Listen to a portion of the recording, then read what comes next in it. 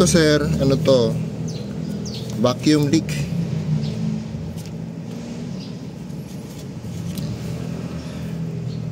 Walang plug. Dapat yan may plug.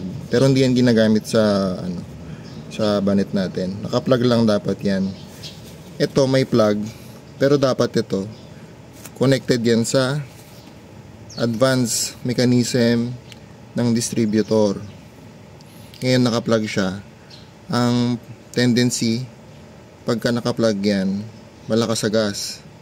Hindi nag-advance yung timing. Yan siya.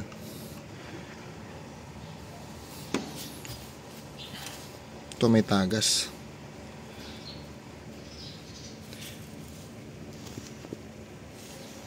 Tagas ng oil dito sa mismong feed line ng power steering.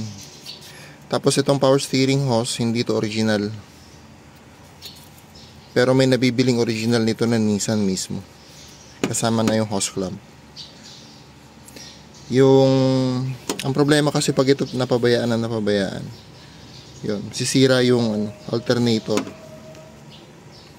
Kasi mababasa ng ATF.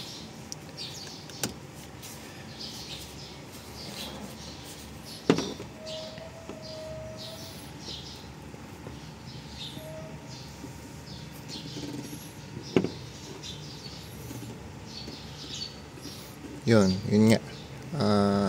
Basa yung valve cover ng langis.